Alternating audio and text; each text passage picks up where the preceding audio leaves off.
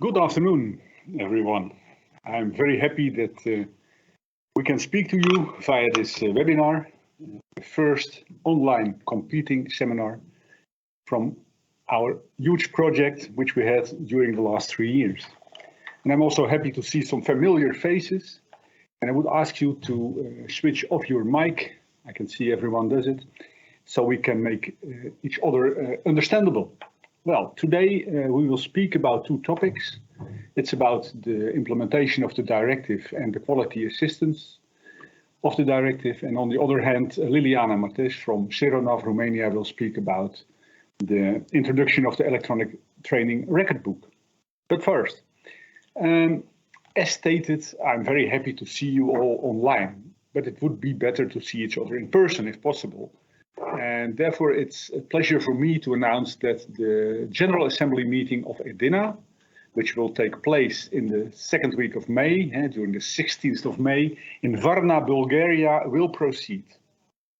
We will organize a hybrid meeting over there, but as I have seen, more than 20 people from at least 8 different European countries, inland navigation institutes, and other members of EDINA will come to Varna, and we will have a General Assembly meeting in person. And I'm very, very happy that we can announce that this will happen, actually, after 2 years of COVID. Okay, let's stay to the point of today, the implementation of the Directive 2397/2017. Maybe you remember that EDINA started the whole work on this directive way back in 2009 when we gave birth to EDINA, the Association of Inland Navigation Institutes. And our whole goal was to have a level playing field for training and education in inland navigation in Europe, but also outside Europe, so worldwide. And well, maybe a little bit proud, I can see that we actually do have a directive. It came into force at the 18th of January, and as you know, a lot of countries are implementing it. But the first step is implementing a directive. The second step, of course, is taking care of the quality of the work that has to be done. What we can see at the moment is that a lot of countries in Europe, especially those countries involved in inland navigation, do have problems with the implementation. For example, the Netherlands have an in-between legislation at the moment, and we really hope that definitive legislation will come into force in September 2022.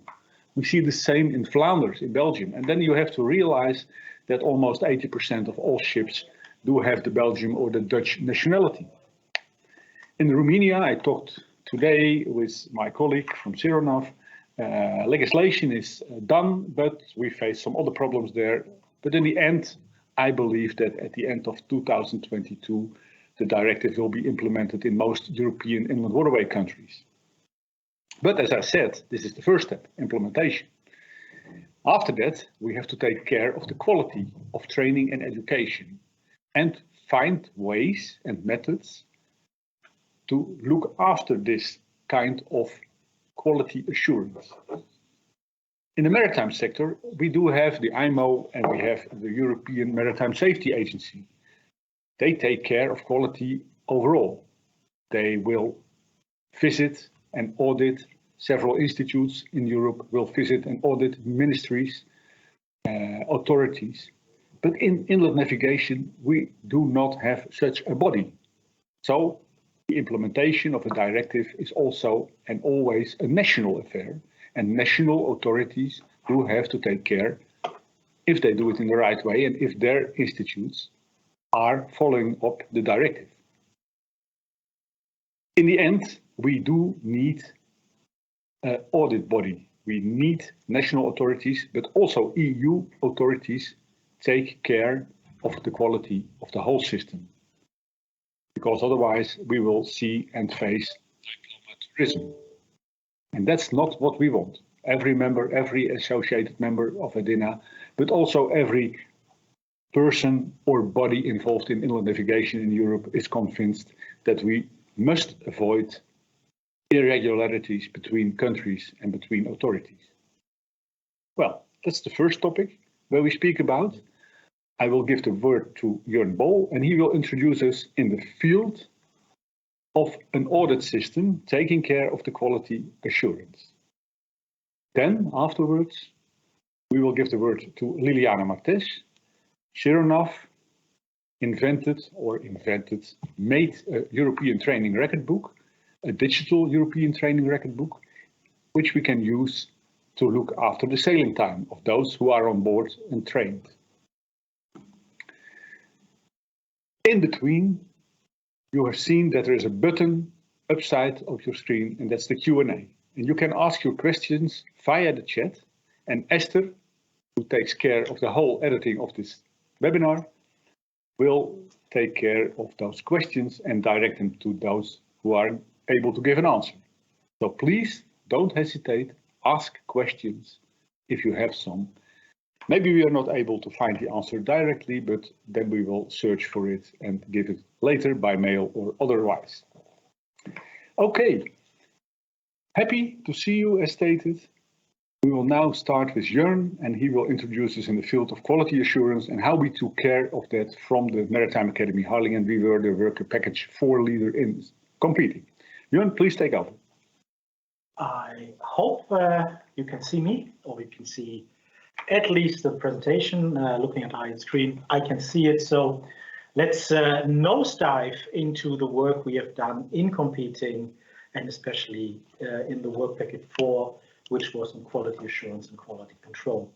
As Ian stated before, this is, from our perspective, an integral part of the provision of harmonized lesson material for the education and training of professionals for the inland navigation in Europe. Because at the end of the day, we have to assure that the quality of the education and training is comparable throughout the entire continent. So, why quality assurance? As I said, the objectives or the objectives for quality assurance is laid down in the course manuals that the work package 3 developed in the project, which will be presented later by Ms. Martis. What we were aiming on in the project was a system to monitor and assess the certification that is carried out by the individual training institute in intervals no longer than 5 years. So after 5 years, we would like to check back if the quality of the education and training is still met. What we're aiming for is an independent body for the evaluation of knowledge, understanding, and skills, and also the competence acquisition. And we want an independent assessment of the certification system. What we've done at the end of the day is we created a system that allows us to document the performance and, where feasible, the deficiencies in curricula of a school that is assessed. What have we done? We created an audit list that is meant to be the instrument for the assessment of the quality of a training or an education. The audit list is very closely aligned with the CESNI competence standard that are laid down by CESNI QP. And yeah, this is, of course, a proposal for a national control system, because in this project we can't order any country to implement something, but it's just our best guess how a quality assurance system should look like. We not only developed this system, we already tested it in 2 independent pilots in real life. The first one was at the STC group in Rotterdam in September of 2021, and the second one was in the end of January 2022 in Romania at the facilities of Cheronov in Galati. How does the system work? This is just excerpt from the list. It's as you can see, we're really closely following the SKIM standards of 2019. And just as an example, I used here is a competence, use of propulsion and maneuvering system, as well as appropriate communication and alarm systems. So SKIM lays down this competence standards and the corresponding knowledge and skills. What we're trying to do then is on the right side of the list, we look into the curricula and training material of a given training institution. In this case, we would pick the Dutch institution, because we are from the Dutch, obviously. And if we look into the training material, we find the competence and corresponding knowledge and skills laid down in a textbook, Navigation 1, Chapter 3, and there the textbook describes the knowledge and skills that are laid down in the competence management level 1.3, competence 7. So this is the work that has to be carried out in order to fill out the competencies, the assessment audit list. So what you have then is some fields where you can add which training asset was used, in this case a textbook, can be a training vessel, can be a simulator. You can remark what your finding was, and at the end of the day you will check if the competence is sufficient or not. So that's the whole idea behind this audit list. So what we have done in the audits that we have done in Rotterdam and in Galati was a proof of concept. We did not went through all of the competences laid down in SQIN 2019. That would have been a lot of work. It's if we count all together, it's like more than 300 pages of competences, and that's really a lot of work, which we were not able to do in such short time that we had. But that was not the idea. It was just a proof of concept. The audits itself were attended in Romania by the Romanian Naval Authority, and of course by Cheronaf. And in the Netherlands, we were visited by representatives of the Dutch Ministry of Infrastructure and Water Management, as well as the Dutch Examination Board. And of course, the STC and the Maritime Academy in Harlingen were also present. We focused there on, as I said beforehand, an excerpt first in operation level field of navigation and the use of LNG on board inland waterway vessels on management level, and their focus on maintenance.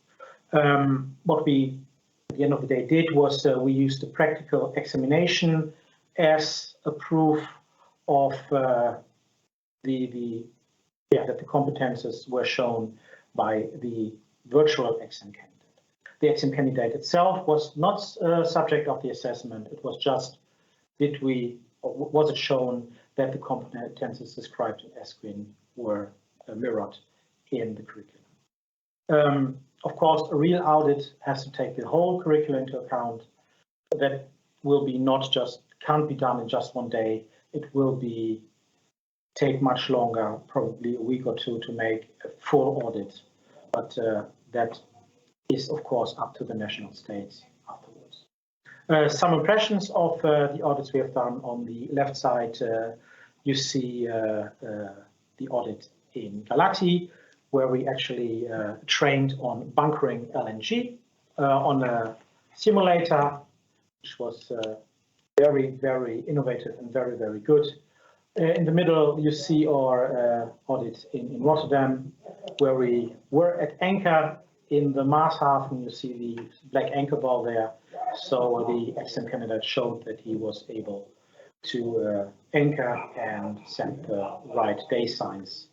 On the right side, once again, the engine room simulator at the facilities in Galati was really, really good assessments, really good days. We learned a lot, and it was quite a success. This already brings me to the end of my presentation. We consider the test as a big success. We're able to show that the logic behind this was sound. We were able to see that it works. As I said before, it became quite clear that a full audit will take a lot of time and work. But from our perspective, there are several ways to tackle the workload needed.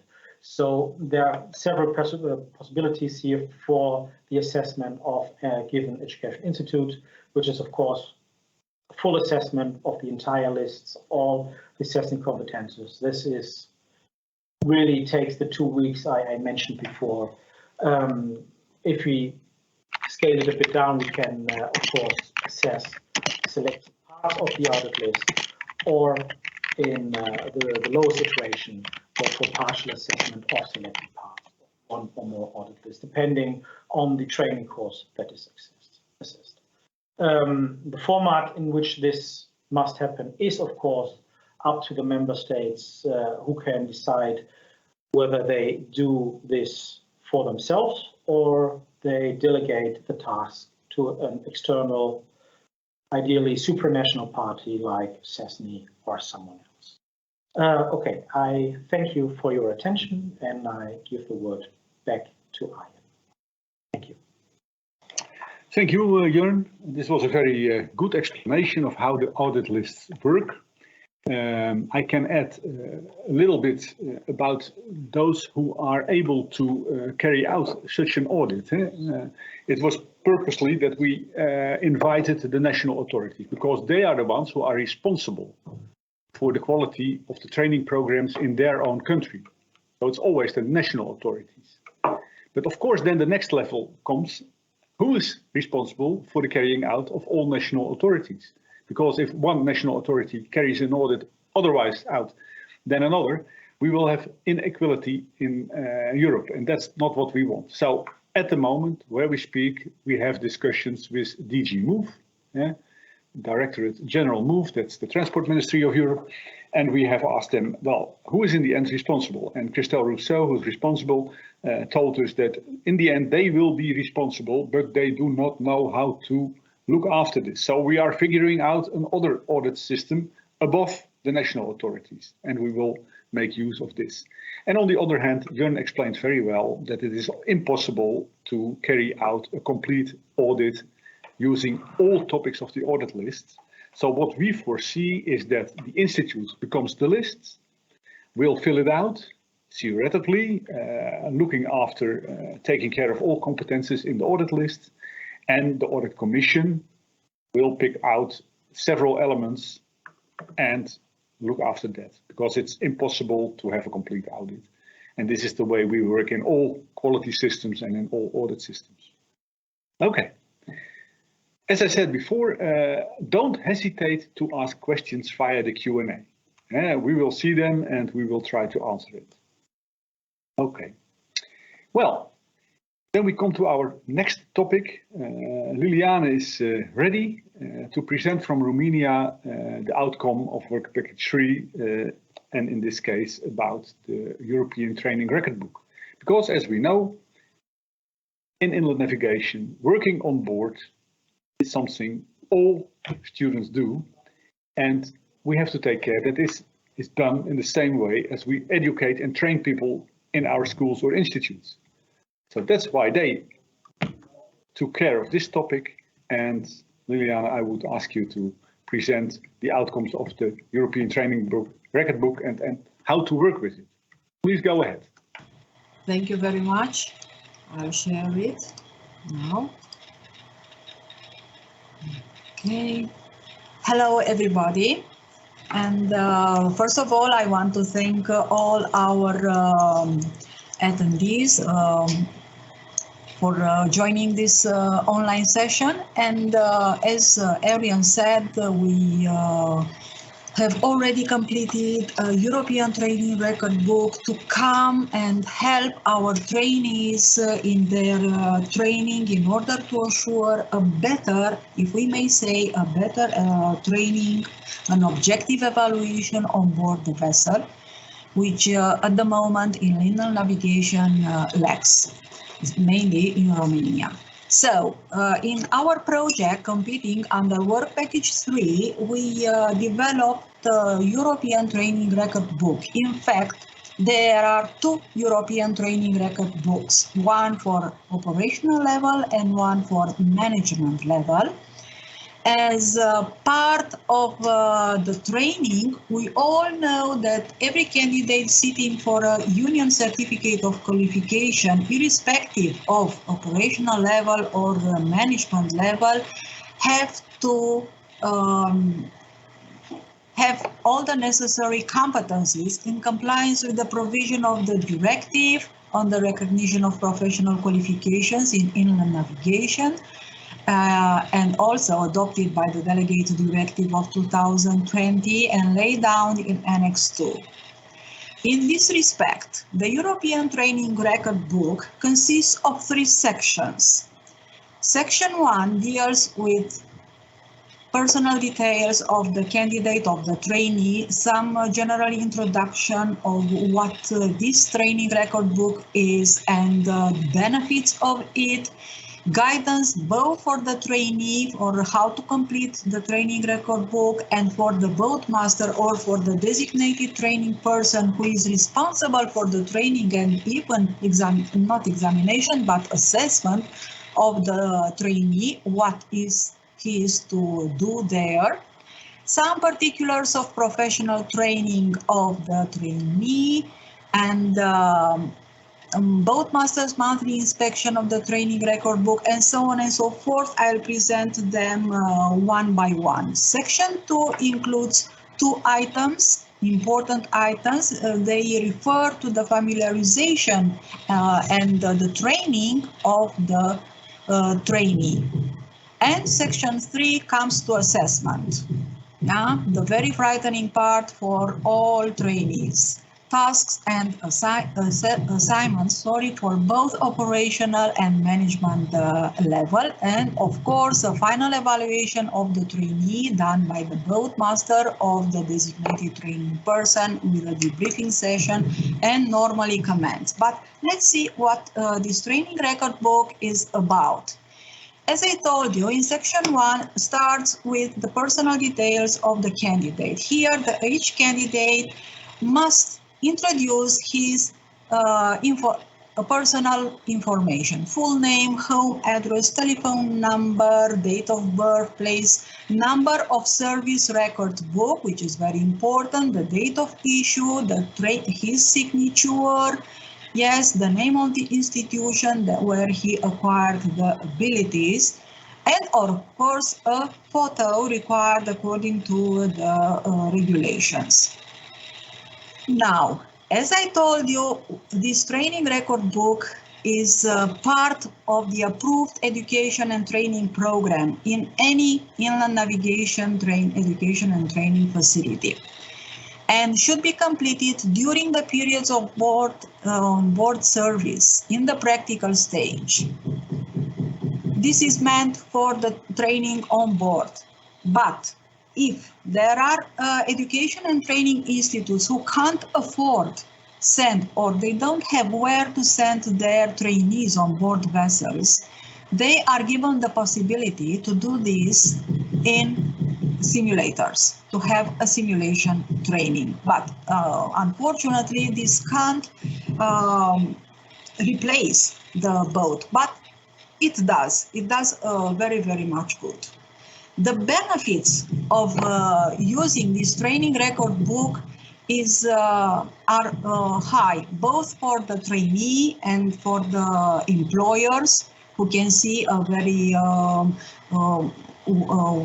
wide background and see what they are about to do. It provides the candidate with a greater exposure to a variety of tasks with flexibility in gaining experience, mostly gaining hands-on experience, basic knowledge and confidence in him and in his abilities that he has formed. Also, it includes guidance for the trainee, as I told you, meaning that here, the trainee, you can read in the training record book, is given advice how to complete, what to do with this training record book, everything that he has to do. Some guidance for the boat master, meaning that the boat, it is included, that the boat master is the one who has to sign the training record book, to keep a thorough look on it and see how the progress of the trainee is done. Under point 5, entry 5, there are particulars of professional training. This entry should be completed by the trainee or by the boat master, but normally by the trainee, with the courses and educational program attended inside, yes, on shore, in the training facility, with the date of the diploma, when it was issued, and the number of the diploma, to have a general view of the courses that he attended prior to his training period. Under entry 6, designated training person and review of training progress, here the designated training person or the boat master is kindly invited to comment and to fill in these entries and to comment on trainees' activities, attitudes, and competence. As you see, first of all, he has to enter the name of the vessel and the type of the vessel. Then some comments on how the trainee performed all the tasks. Normally followed by the name of the designated training person and the date when those comments were laid down. It is very important that the boat master or the designated training person should not refer to trainee's character. This is not what interests in a training program. It interests how the trainee is able to fulfill his activities, what attitude, and how he was able to form and demonstrate his competence.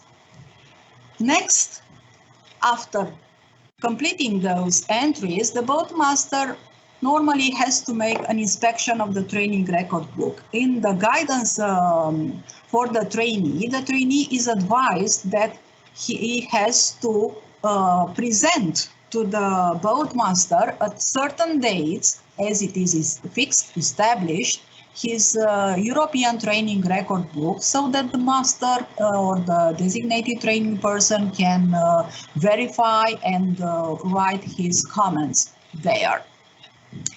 Why this?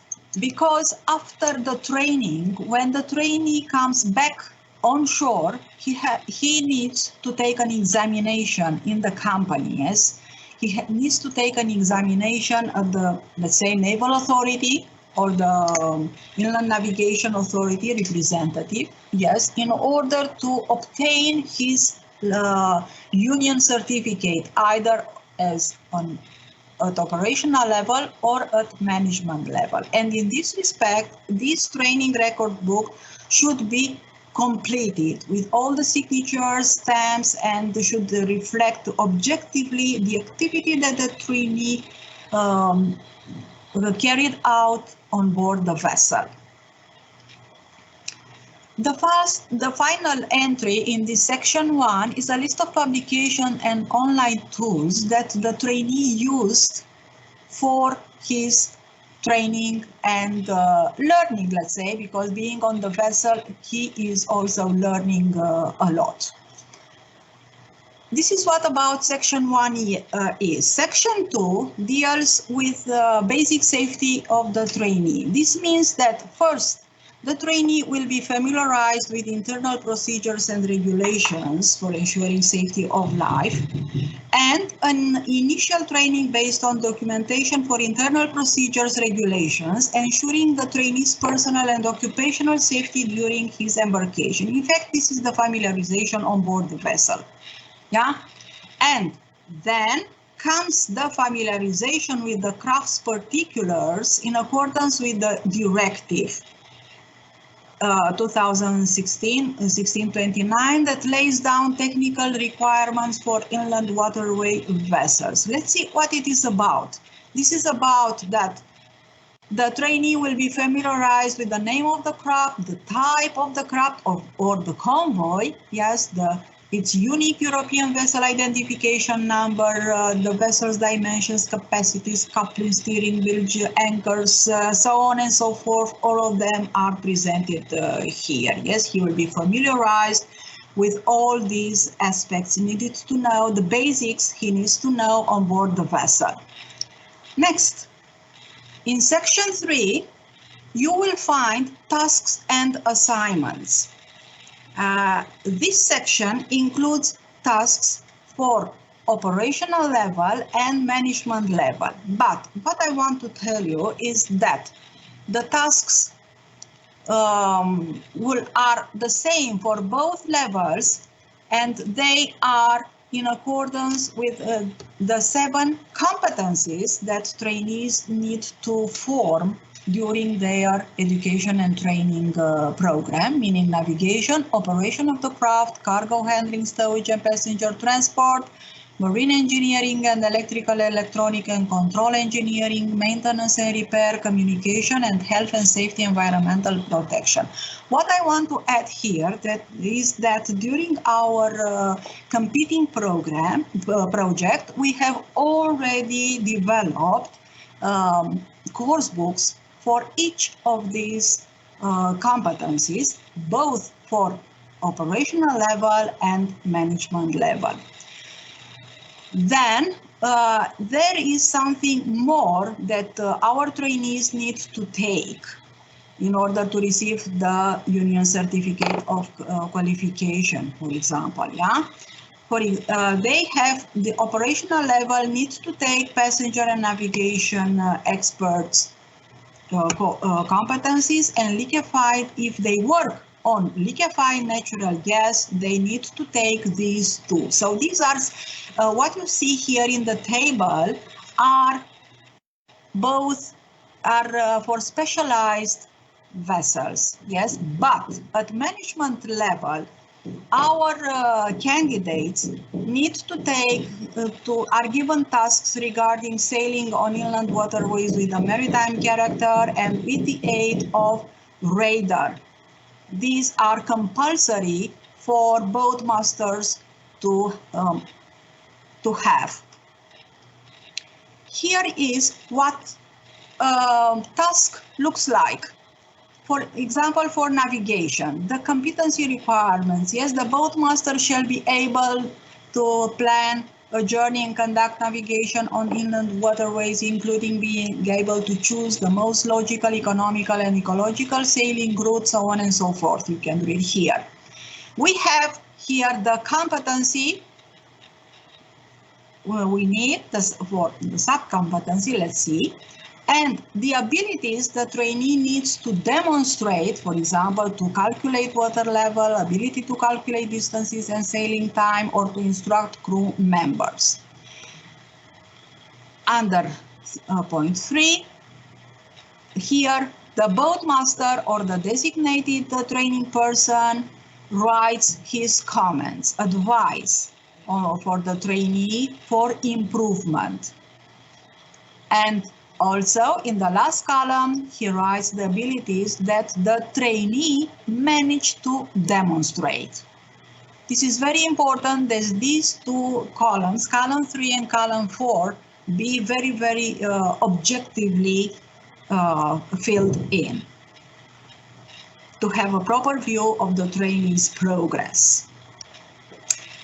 In assignments, the focus of the assignments are on the thematic modules for the crew members. As you see, at operational level, they have several specific assignments they have to fulfill. And the focus on management level is on the 7 core competencies plus what they need to know, what the boatmasters need to know. Sailing on inland waterways with a maritime character and with the aid of radar. Plus, both of them at operational and management level, they have assignments regarding passenger navigation and working on LNG. These are extra assignments, we may say, that are compulsory to be fulfilled in order the trainee to demonstrate that he formed his abilities or even competencies, and he is able to sail the ship according to all regulations and all standards. Here is how it looks. It is the table is a little bit small, okay, but the assignments are given, and the trainee will write inside the sheet of paper what he is doing and how he fulfilled his assignment. Okay, and the boatmaster needs to check this assignment the way he conducted, and also to give his comments. In the final evaluation of the trainee, there is the practical examination. This final examination is practical. Okay. For example, in competence 1, navigation, yes, I give two examples: assisting in mooring, unmooring, and hauling or towage operations, and assisting with coupling operation of push barge combinations. Yeah. Here, in column 3, the boatmaster or the designated training person should write if the examination was taken on board the vessel or on the simulator. As I previously told you, yes, there are cases when the training facility can't afford sending trainees on board the vessel. So the simulator can be used.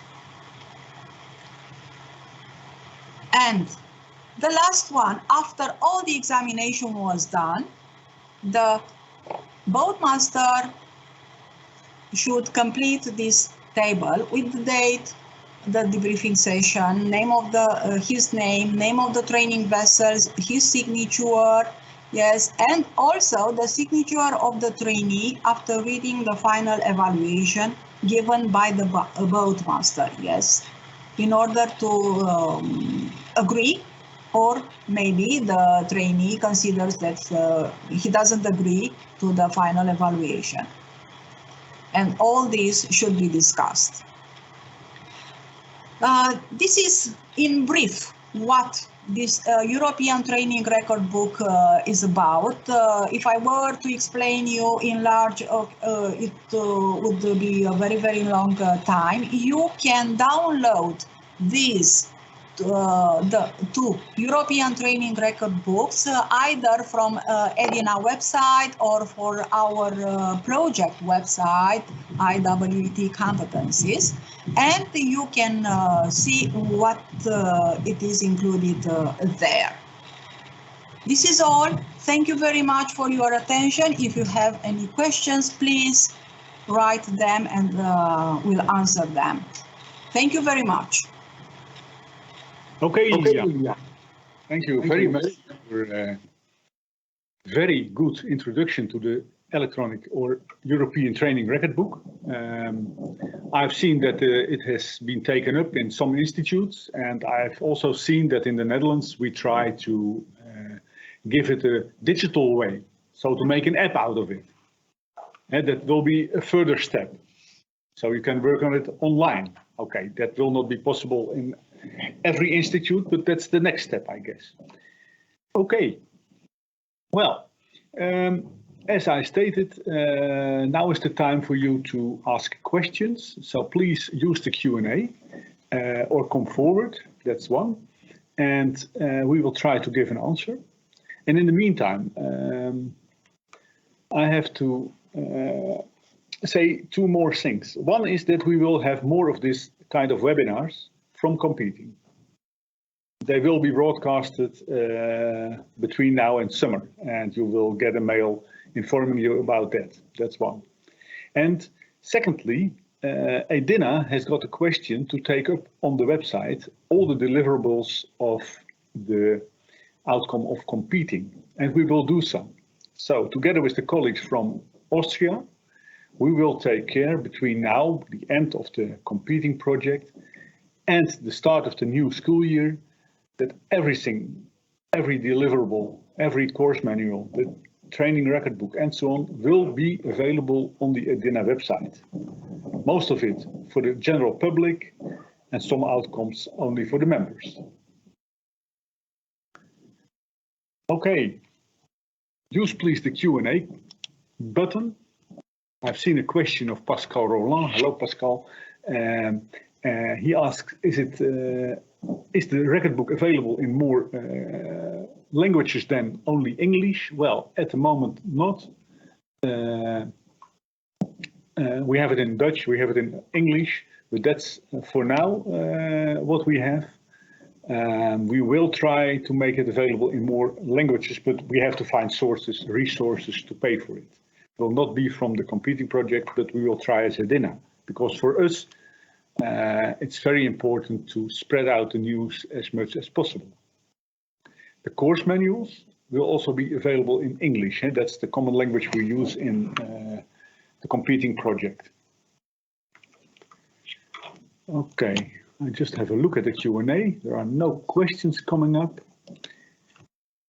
Well, see that everyone has had the possibility to ask questions.